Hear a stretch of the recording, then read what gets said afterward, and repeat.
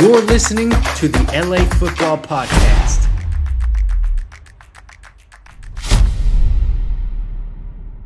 What's going on, Los Angeles? Welcome to the LA Football Show here on the LA Football Network, your destination for Los Angeles football. This is your Chargers segment. What's up, Bolt fam?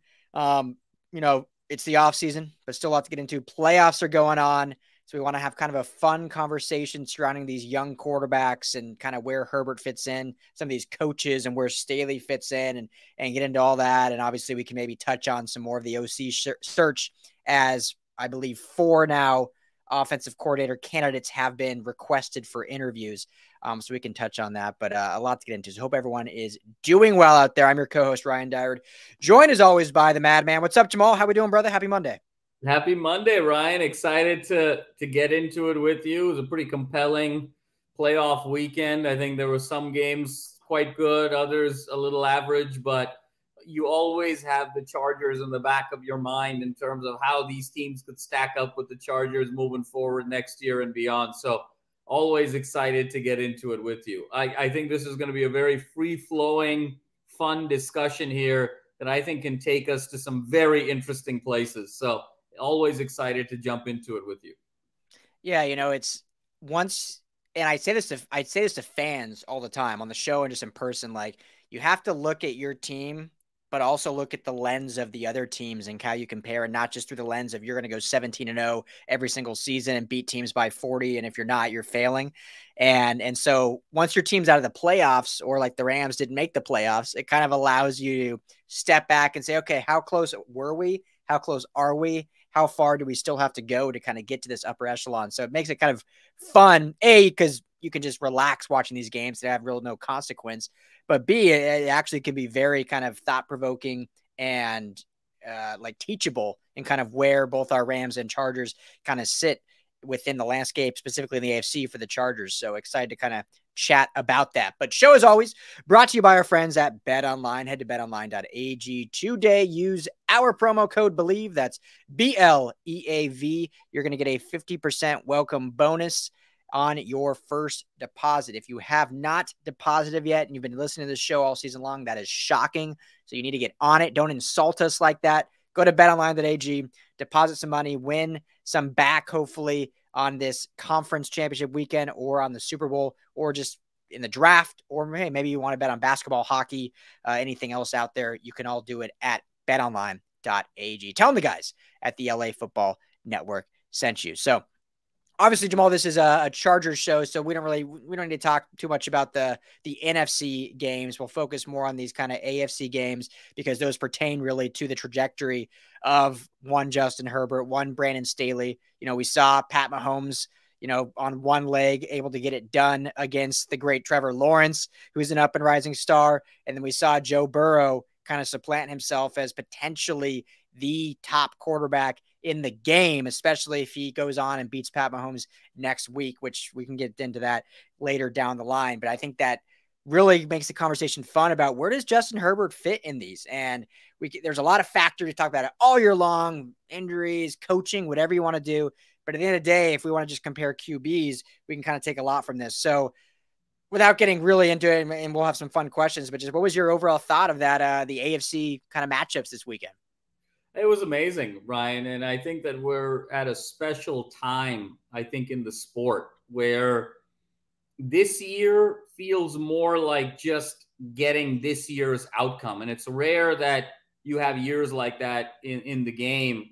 I think we're on the cusp of potentially a changing of the guard or a firm reestablishing of who the alpha is with this Mahomes-Burrow matchup coming up here. I think that you have the unquestioned face of the game after Tom Brady, the baton was passed to Pat Mahomes. He's kind of ruled the AFC the last 5 years. And now here you have Joe Burrow last year upsetting Mahomes in Kansas City to go to the Super Bowl and now gets a shot to do it again. And frankly, Ryan, if he does it a second consecutive year, you really have a conversation on your hands on who's the alpha, who's the next face of the league. So having those two guys, I think, at the top of the pyramid right now, I think we have sort of our NFL equivalent of the LeBron Steph Curry rivalry in the NBA of who really owns the decade and who's sort of the modern best player in the game and all of those things. And I think we're on the cusp of having that in the NFL. And it's been fewer and further between to have in the NFL.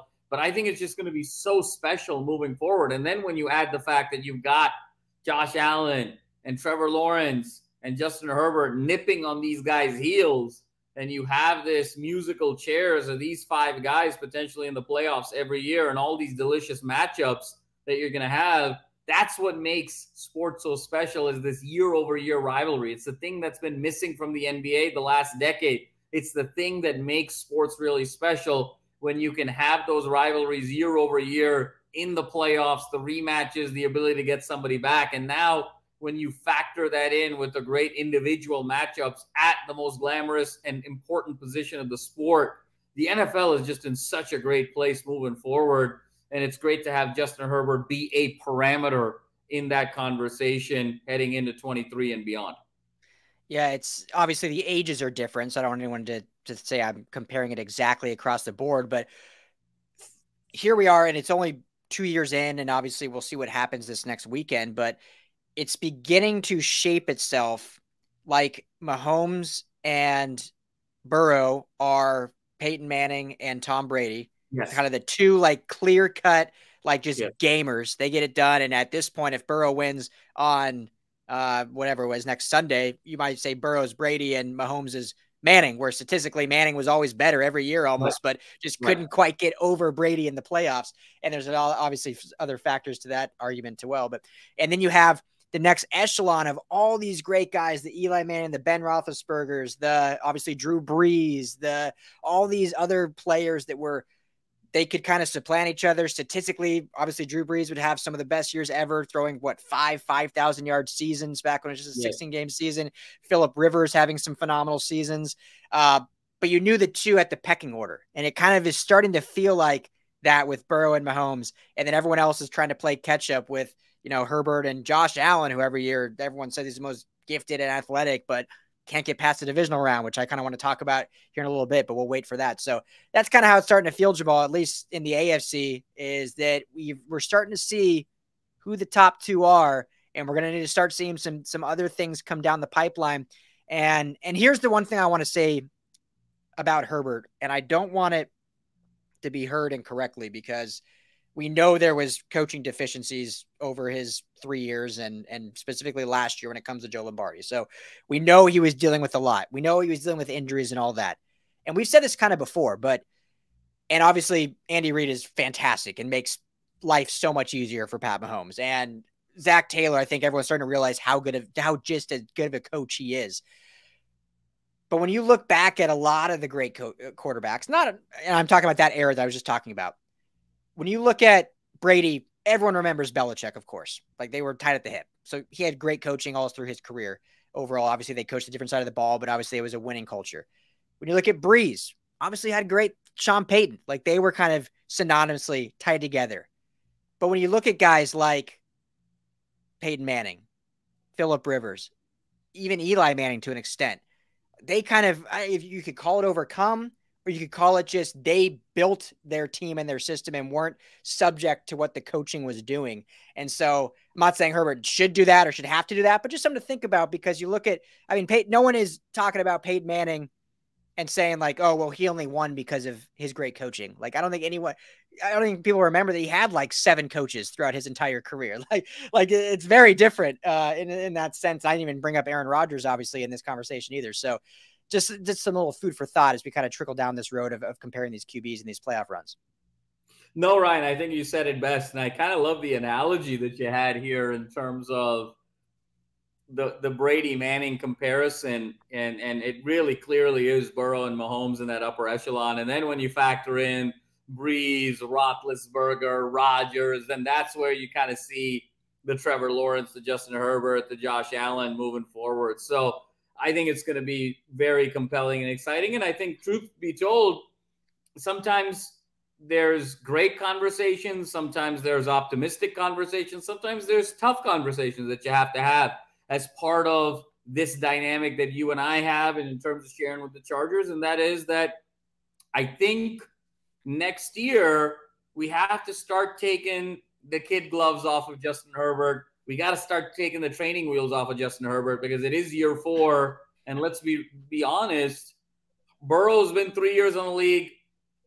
Herbert's been 3 years in the league. And look at the difference in terms of playoff performance. Again, Burrow's had great receivers. Hey, Herbert's got great receivers. And, the deficiencies at the offensive line, the deficiencies in some other areas, you can overcome these things with the right skill set. And Herbert has that skill set. So we have to stop kind of treating him all the time like, oh, he didn't have great coaching. He had injuries. Well, he also had one of the easiest schedules in the league this year. And so we have to sort of take the good with the good and the bad with the bad and have very honest, difficult conversations sometimes. And I think that's all to say that I think the honeymoon period needs to kind of be sunset. And now you're full on in a marriage. And in a marriage, you can have difficult conversations from time to time, and it only strengthens your marriage. And I think we have to start thinking of Justin Herbert in that way, because some of these other guys that you mentioned, both contemporary as well as historically, Ryan, they did overcome the things that, frankly, Justin Herbert was not able to overcome this year. And so that's a deficiency. And so we have to sort of own that a little bit and say, well, obviously he's got the talent to be able to mitigate that deficiency and exceed expectations, but he needs to start putting it together. And what does he need to do to change to be able to make that happen? And I don't know if I want to say this because I'm going to get ripped to shreds. I already know it, but I'm going to say it. And I'm not even saying I agree wholeheartedly with it, but I'm going to say it. That loss to the Jags, the historic loss, and maybe I just didn't hear it from some. I don't watch all the debate shows on ESPN and Fox. I think that's garbage. That's basically soap opera TV. So I don't watch that. I pay attention to local beat writers, actual reporting, and then our kind of community of podcasters is what I pay attention to. So maybe this happened and I just didn't see it. But to my knowledge, the only real player that really got zero blame for that loss was Justin Herbert. And I'm not sitting here trying to bag on him or saying so, but almost every great quarterback, if you have a 27-point lead and it's lost, yes, there's plenty of blame to go around, but the quarterback usually has some blame in that. Yesterday, Josh Allen's taking a lot of heat for yet again not getting past this round, and rightfully so, as he should. And so it's interesting that Herbert, again, maybe it has. So if anyone's out there listening and you want to write hate to me on Twitter, whatever, please, by all means, feel free at Ryan Dart LFB, or at least just direct me where I just didn't see it. But to me, all the hate and all the blame was on Staley, was on Joe Lombardi, was on the defense, was on the inability to run the football, all these things. And all of those are true. And the reason why I bring this up, Jamal, is not, again, to bag on Herbert or say he can't do this, because we've said, if anyone watches our show, hopefully this isn't your first time, we love the guy. We think he absolutely can be top 3. He can get there because of the talent, but that's why we don't think he is there, because those top 3 guys probably aren't blowing that lead. Like, there's something going, whether it's on the sideline, whether it's getting your guys together and say, what are we doing here? Whether it's taking over the game and saying, hey, I'm taking over the play calling because my OC is that bad. Like, I'm going to change it up and do my own thing. Whatever it may be, willing your team to get past those moments. And unfortunately, we didn't see that happen. And it's just interesting to me that I really haven't heard anyone kind of put any blame on it. Have you heard that? Maybe you have. No, Jump in, please. I completely agree with you. It's ironic, isn't it? And I think it's because he's so soft-spoken. He's such a nice guy. And I think there's already the incumbent narrative around Lombardi and Staley. And, the other guy who's been getting a ton of heat, of course, and rightfully so, is Joey Bosa for, the helmet and the whole deal there. But to play the most important position in the sport and be up by 4 touchdowns, essentially, and not come away with that victory, he's gotten so unscathed. I mean, Justin Herbert was up 27 points in a playoff game and lost. Tom Brady was down 25 points in a playoff game and won. I mean, so that is the margin right now that we're dealing with in terms of how much more there is to go for Justin Herbert to truly reach his potential, which we of course believe he has physically. But it's starting in this sort of analogy, and obviously, Ryan, the narratives can change and nothing is in cement. These guys are so young. But if Burrow is Brady and Mahomes is Manning, Herbert's kind of Aaron Rodgers right now. And it's the guy who has this incredible arm and can physically do everything. But for whatever reason in the playoffs, his teammates aren't completely behind him and bad things start happening in the playoffs. And it's not because Herbert has a bad personality or anything like that. We're not saying that at all. But for whatever reason, they're just not galvanized enough to get it done. And he's got plenty of time to change that narrative, but just walking that analogy all the way through, that's where I would put Herbert right now. A guy who has the ability to win multiple MVPs, just this incredible arm, can do things with his arm that no one else of his generation can, much like Aaron Rodgers. I think Aaron Rodgers is arguably the greatest arm talent in the history of the game. I mean, it's him, Elway, and Marino to me in terms of arm talent. Yeah. And so Herbert's this generation's version of that, but you got to be able to win in the playoffs. And there's something missing there as to why they can't get over the hump. That Raider game last year, Ryan, was also kind of a playoff game, in many ways. It was a de facto playoff game. Couldn't get that game, couldn't get this game, and yet everything is still fine and dandy in Justin Herbert land, while Josh Allen rightfully is getting skewered like a kebab at an Iranian restaurant, but Herbert's kind of chilling like, a nice Sunday, at a dessert shop. It's interesting. Yeah. I wonder if a lot of that, Jamal, is just historical context of just surrounding the Chargers, I guess. I'm not defending it, but I think just based on the Chargers organization and all the narratives surrounding organizations, surrounding ownership, having Dan Fouts, having Phillip Rivers, now Justin Herbert, having, 3 really, really good quarterbacks, but never getting over quite that hump, or not quite, never getting over the hump, never winning a Super Bowl in their existence since it's been the NFL. Not to interrupt, but I mean, is it worse than the Bills? I mean, the Bills literally stand for, boy, I love losing Super Bowls. I mean, that's how we remember the Bills. In terms of this team that just could never get over the hump. They had Jim Kelley, and then they had a ton of losing. I mean, there's so much despair with that fan base, but they've galvanized around Allen, and they've let him know what it is. But yet it's not happening with Herbert in an easier situation. It's interesting. I mean, well, and even the Packers, known as one of the greatest organizations at all, and they had 35 years of Brett Favre and Aaron Rodgers and 2 Super Bowls. Yeah. That's it. Yep. That's it. And so crazy. And so, yes, it's definitely been the Chargers. I think don't have a historically strong organization and ownership group. But I just think that has jaded fans to only blaming the ownership group and not the guys on the field that go out there and put the pads on and actually are the ones performing. And whether you call it a curse, whether you call it bad juju, whatever you want to call it, but for whatever reason.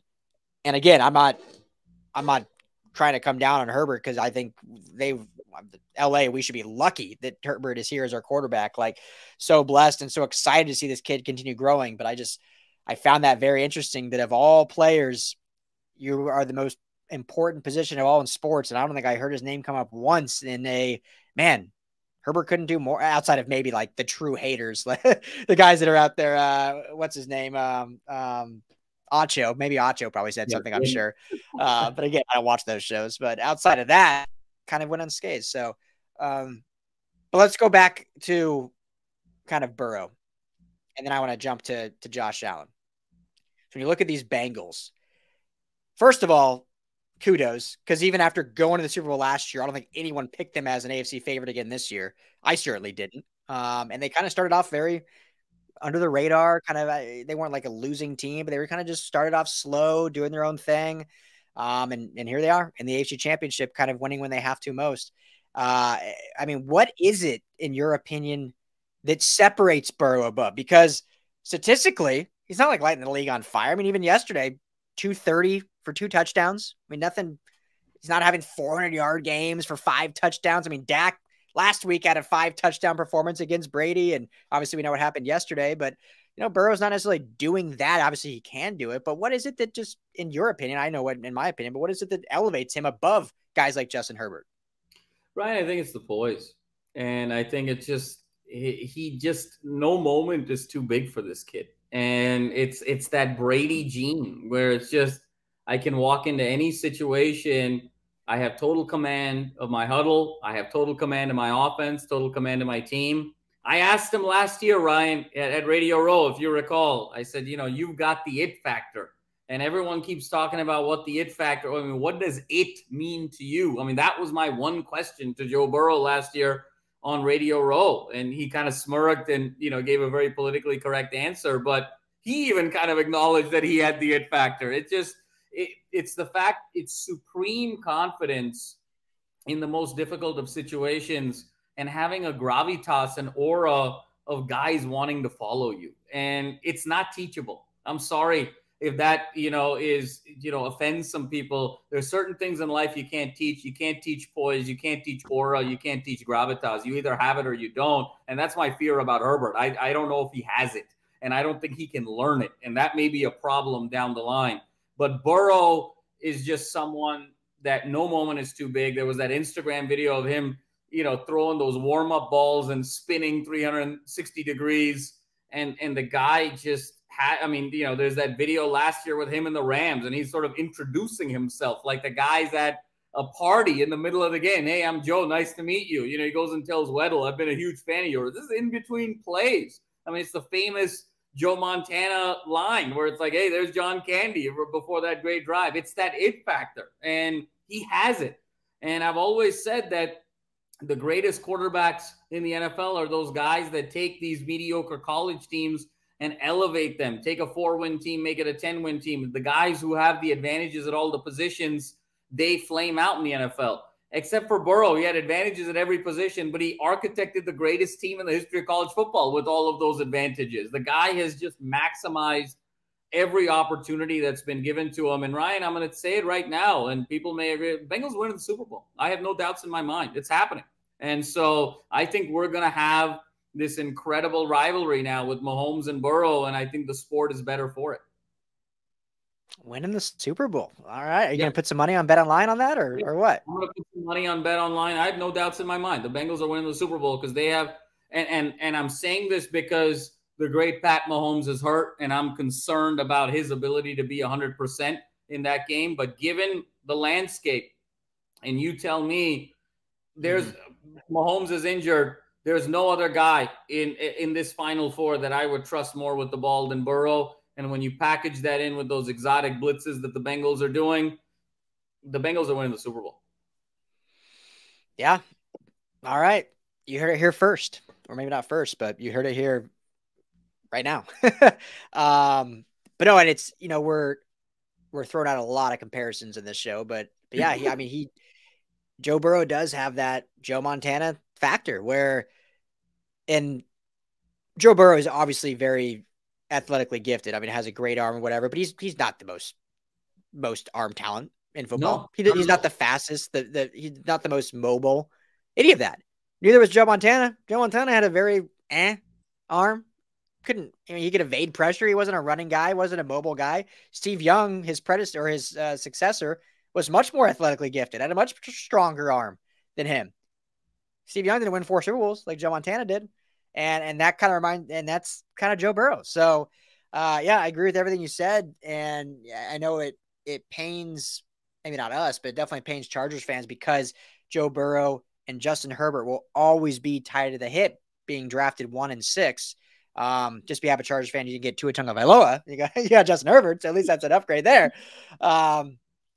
But no, I think Herbert can get there. But yeah, I mean, there is definitely a factor that Burrow has that is not, you're just born with it.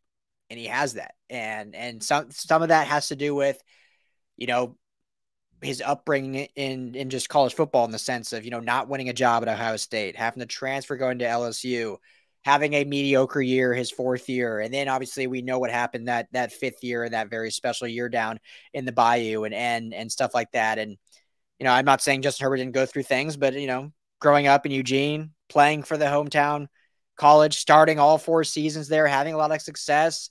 And none of these are bad things, but it's just you get different things from different experiences.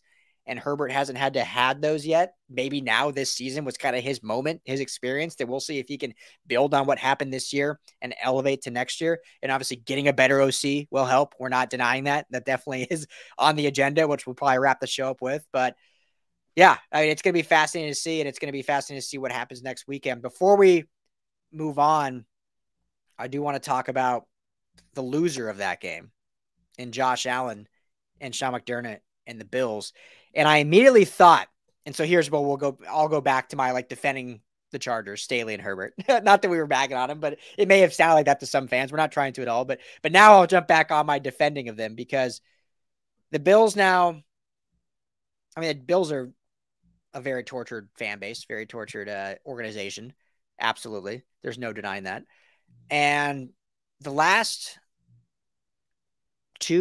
probably 2 years, for sure this year, but I'll go back to, it's hard to say the favorite just because the Chiefs, since Mahomes been there, they've probably been the favorite in the AFC, but they've definitely been it's been 1A and 1B. This year, they probably overtook the Chiefs by many accounts by getting Von Miller and getting all the players that they got in free agency, building off of what they did last year.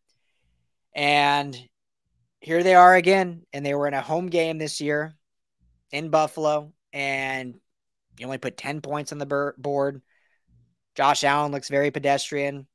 Sean McDermott, And is it time, Jamal? Because McDermott, I feel like every year is considered a top 10 coach. But now with this roster he's had for many times, I mean, this is his 6th season. He's been, remember, he joined this, he got hired the same year Shanahan and McVay did. Both of them have been to 2 Super Bowls, or McVay's been to 2, winning 1. Shanahan is on his way potentially to go into his 2nd one. McDermott's never got out of the divisional round. He is arguably the best quarterback in football. He has an all-world defense that he's a defensive coach.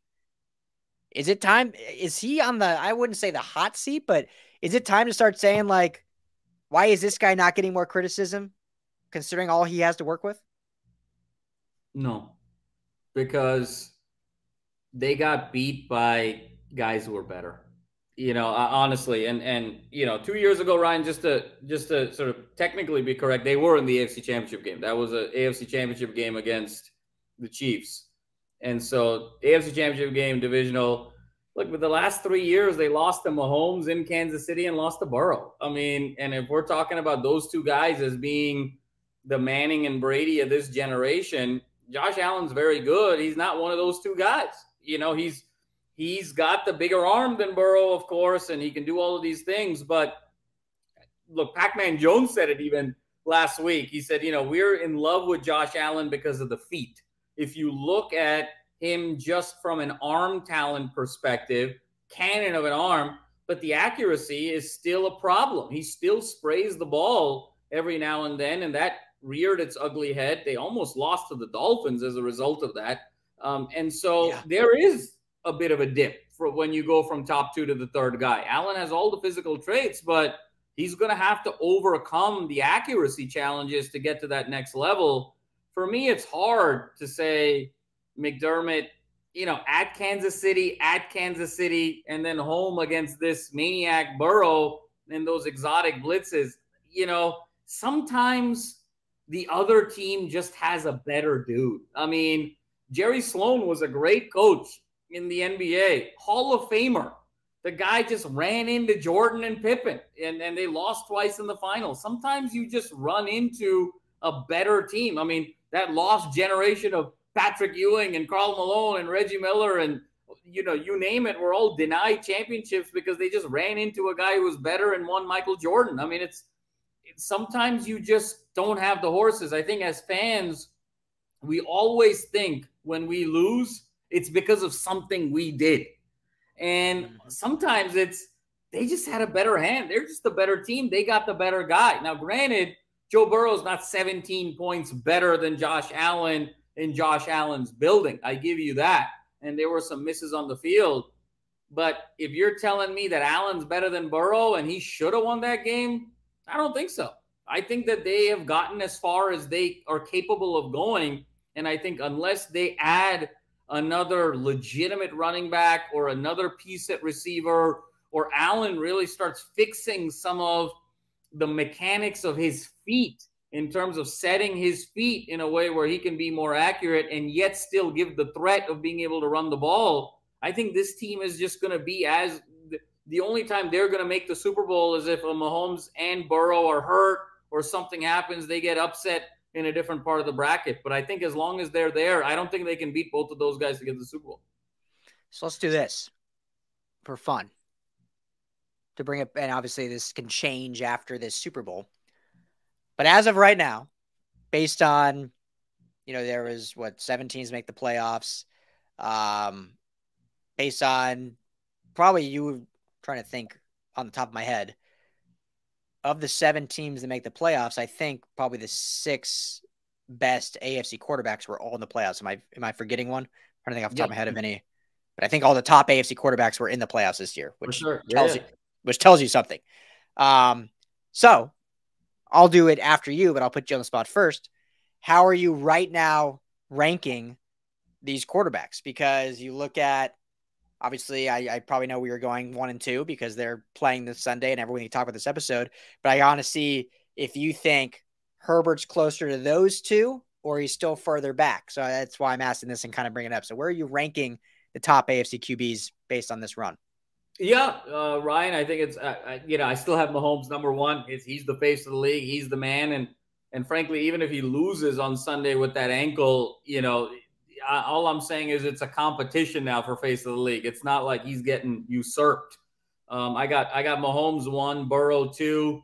I think Josh Allen is still 3, given what he's done. I think Trevor Lawerence just passed Justin Herbert in line with that performance, and I think Herbert's 5. Okay. I will go Mahomes 1, Burrow 2. I'm actually going to go Herbert 3, and here's why. And I totally get you having him 5 based on specifically this playoff run. But I'll go 3 right now just because I think he's had to deal with so much more adversity than, maybe not Trevor Lawerence, but he's only on year 2, but than Josh Allen. I think Josh Allen has had a lot of, he obviously started the year, his career very bad with the 2 very bad years and then jumped in year 3, but he's had the same offensive system his entire career. I know Brian Dable left, but his quarterback coach then became the offensive coordinator and has kept the same system. He hasn't dealt with the same number of injuries in terms of receivers and offensive line. And he's kind of been just, I don't know, not as much outside noise, I guess. So it's so close, but just for the sake of this, I'll put Herbert 3, I'll put Allen 4, and then I'll put Lawerence 5, even though Lawerence obviously had that great game and won a playoff game, which Herbert does not have. But just for me, just the eye test, I think Lawerence is fantastic. And it's going to be fun to watch. But just when I watch them in the pocket or spraying the pocket, the arm talent, I just have Herbert a little above, even with the 1 playoff win. Now, if Lawerence had beaten Kansas City, gone to the AFC Championship, maybe I would change things. But I don't think 1 playoff game has it to me there yet. But it's basically Mahomes and Burrow are 1A and 1B, and then it's like 2A, 2B, 2C for those next 3, which makes the AFC so much fun with these great quarterbacks. These are going to be the 5 teams for the next decade in the playoffs. Yeah, no doubt, Ryan. And what's interesting right now is Herbert's the only guy on that list without a playoff win. Yeah. And we can talk about him being young in year 3. Well, guess what? Burrow's year 3. Guess what? Trevor Lawrence is year 2. So I think it's time now, again, to sort of close on this from our earlier point. Kid gloves got to come off. The training wheels got to come off now, and he's got to be treated. He's got to put his big boy pants on, but I think the fans got to put their big boy and big girl pants on when it comes time to analyzing and evaluating his performance as well as his stature in the game today and moving forward. Yes, absolutely. So here is how I want to end the show, with a little of, and we'll do this quickly, just because they're all requests at this point, so we need to dive in too much. We can end with some little OC talk, but quickly before we do, Jamal, I know you've had it. I've had it. One of our new sponsors, AG1 by Athletic Greens. It's absolutely fantastic. They're a partner now of the LA Football Network, and it's basically all the daily nutrition that you need to basically start your day off right and do everything that is going to, set your body up in a health-wise and get those nutritional values that maybe you don't get. I know I eat a lot of junk food, and so this is a good thing. So right now, it's time to reclaim your health and arm your immune system with convenient daily nutrition. It's just one scoop in a cup of water every day. That's it. No need for a million different pills, supplements, or anything like that to look out for your health. So to make it easy, Athletic Greens is going to give you a free one-year subscription, or 1 year supply, of immune supporting vitamin D and 5 free travel packs with your first purchase. All you have to do is visit athleticgreens.com/LAFB. Again, that's athleticgreens.com/LAFB to take ownership over your health and pick up the ultimate daily nutritional insurance. So Jamal, this is why I want to end with this. So as of today, we have requests to interview for the Chargers. Former Rams, or not former, I should say, but current Rams pass game coordinator and QB's coach, Zach Robinson. Fun fact, Zach Robinson actually went to a rival high school of mine in Colorado. I believe he was a senior and I was a freshman at Chatfield High School, Colorado. Requested Jared Johnson, who is the assistant quarterbacks coach for the Vikings, have requested Greg Olsen, also from the Rams staff. He's the most tenured coach in terms of just, length of time in the NFL.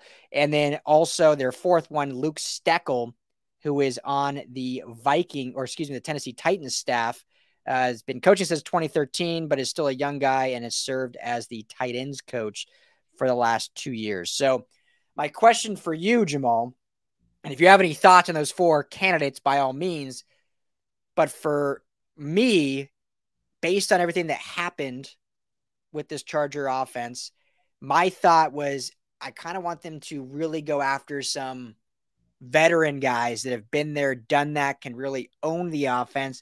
And it seems like as of now, outside of maybe Greg Olsen, they're really still interviewing these young, up-and-coming kind of offensive minds that come from, trees that Staley knows, but they're not necessarily like known play callers. So my question is, does that concern you at all, or is this just part of the process? They're going to interview probably 10 to 15 guys, not just 4.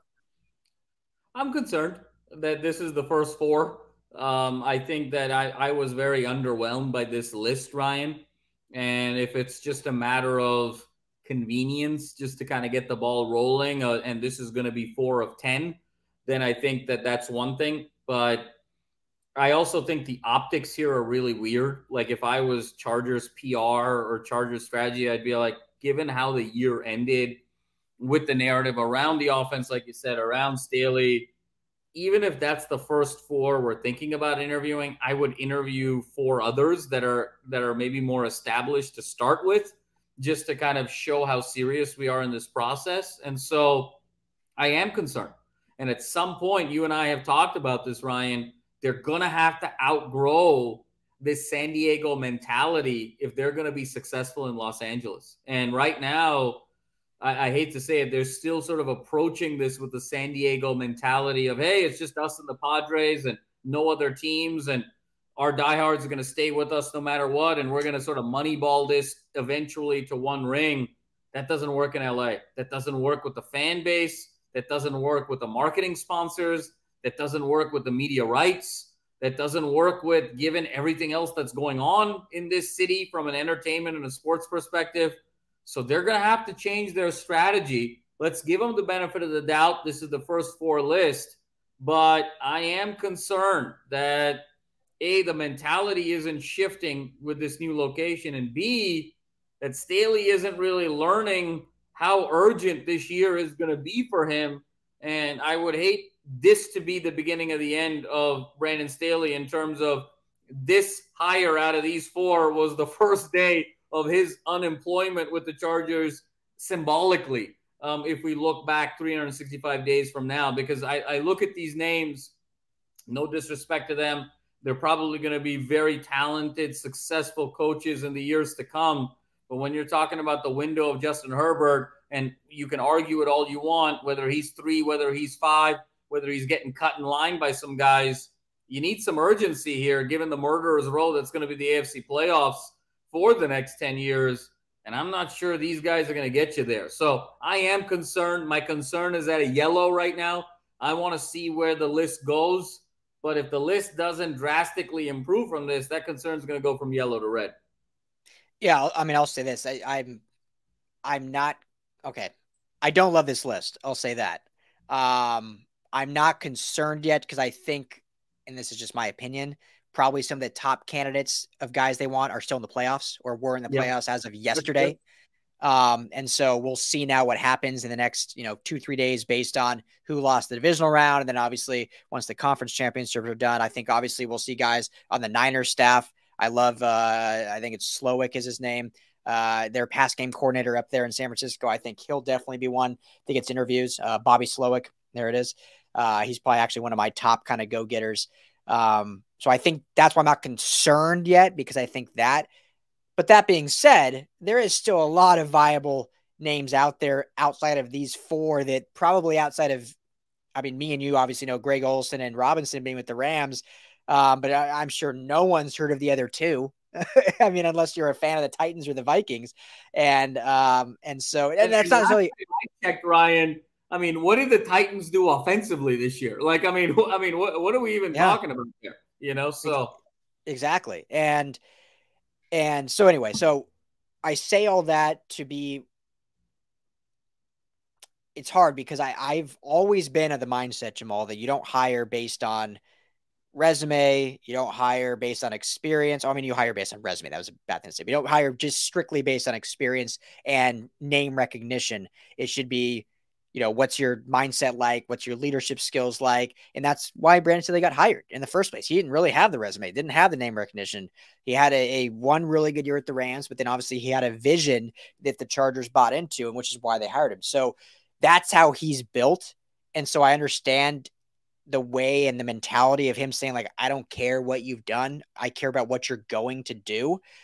But now seeing what happened the last 2 years and what we saw with Joe Lombardi, I would want him to take a step back, and I want to take a step back and say, okay, let's definitely interview some of these bright young minds. And if they blow you away and you have zero concern of them like not being up to speed and being able to take on that responsibility, and that's one thing. But we absolutely need to interview the guys that have been there, done that, because in order for this team to be successful, especially now being year 3, we want Staley's the head coach. Obviously, he has his hands on everything, but we need him to really hone in and focus on the defense, making sure personnel decisions are correct, making sure we're having the right bodies on game day, and not only having 4 receivers on game day, we're having 5 to 6. We're doing all that. And so he needs an OC that can run that entire side of the football and not have to take away from some of the other things that I think ended up happening this year. I think a lot of stuff of why they struggled is because Joe Lombardi struggled so much on some of the other sides besides just play calling. And then it was either stretching Brandon Staley too thin, or he had given all the responsibility to Joe Lombardi. And obviously we all saw that played out.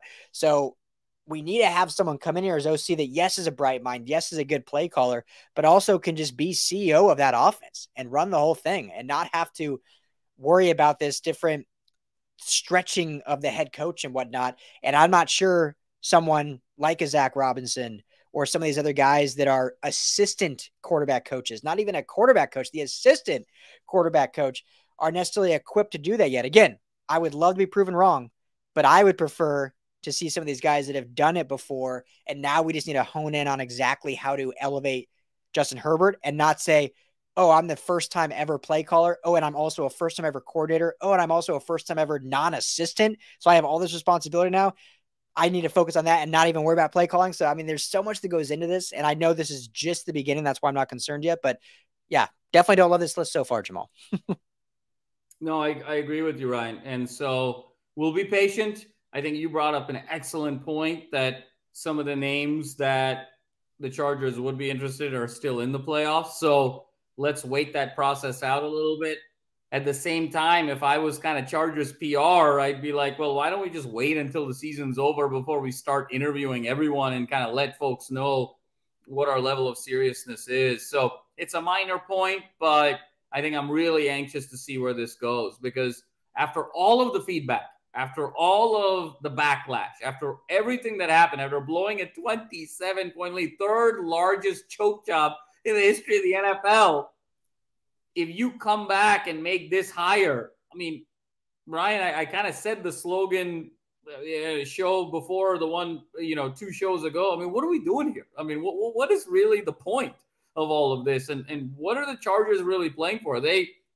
Is the goal really over the next 10 years with Justin Herbert? Let's just pray that 1 year Mahomes is banged up and, Burrow has a bad offensive line and Josh Allen throws 4 picks and Trevor Lawerence, gets into a fight with his girlfriend and is in a no-show, and those 4 guys all have to sort of fall by the wayside to then make 1 Super Bowl run and win 1 ring in this 10-year period? Or are you trying to be a player year over year? And so I think this hire is going to be very telling about whether or not they have overcome some of the mentality that has held them back, given their new market, given their shiny new quarterback, or are they the same Chargers in terms of thinking? And even a guy as talented as Justin Herbert with an arm as great as Justin Herbert's is not going to be able to overcome that organizational inertia. Yeah. One name for you, Jamal, and then we can wrap up. But and I'd love to hear too. I'll ask you this name, and then if you have any, I don't know if you've thought about it a lot, but anyone that hasn't been mentioned yet, because I have a few. Like, I'm going to do a little small video or article about some guys that I want to see them go after. So if you have someone that you're like, hey, this is a guy no one's mentioned that I would love to see them do. But one name I want to throw at you that I've heard fans kind of murmur, but I haven't heard a lot of chatter past that, is Pep Hamilton. Pep Hamilton was the QB coach in Justin Herbert's rookie year. Shane Steichen was the coordinator. Everyone hated Shane Steichen. Obviously now Shane Steichen's the hottest name in all of coaching to be a head coach once Philly's run is either done or they win the Super Bowl. And Pep obviously was on the Texans staff that is now, technically, they're not technically free because they only fired the head coach, but most likely he could go and do interviews if he wants to. So thoughts on Pep, and are there any other under the radar OC guys that maybe we haven't heard of yet? Yeah, no, I like Pep. I like Pep a heck of a lot better than the list so far, Ryan. I mean, I think that would be a significant upgrade to what they're thinking right now. I think that there's some credence also, and this gets controversial and hot, but I'd look at the college game a little bit more. I mean, when you're talking about a quarterback as young as Herbert, having still only 3 years removed from college, he's still kind of a boy, in a lot of ways, and sort of his perception. I think you need to get a little bit more innovative with the personnel, think a little bit more outside the box. I would lean a little bit more into the college game and see who's out there in terms of hot offensive coordinator names to potentially make that jump to OC to the NFL. I think that there's a stigma with college guys for the head job in the NFL. And I think we're starting to see these college guys really struggle as head coaches in the NFL. But if they're coordinators, I think that there's a lot there in terms of, bringing something new to the table. So I'd look a little bit more at the college game. Yeah, definitely worth a shot for sure in the interview. So, and as of while we were talking about this, I just got the message that they just completed their first interview with Zach Robinson. So their first interview is complete and in the books, and we'll go from there. So obviously we'll keep you guys all updated on all that news. Like I said, I'm going to come out with something quick, just kind of my top 5. Because as of now, they haven't requested any of my top 5. We'll see if that changes. So we'll leave you a little teaser there. But thank you all for tuning in. This is the LA Football Show. For Jamal Madney, I'm Ryan Dyrud. Bull fan, be well. We'll be back later in the week. Hopefully we'll have some more interviews lined up we can talk about and some other conversations surrounding that. All love here for the Chargers and for Herbert. Excited to see where this team can go this offseason to get to that level where we're talking about them in the AFC Championship game as opposed to comparing them to the players and teams that are still in it. So we'll get there one day. We're hopeful. We're positive. We'll be there. But thank you all for tuning in. This is the LA Football Show. Talk to you all later in the week.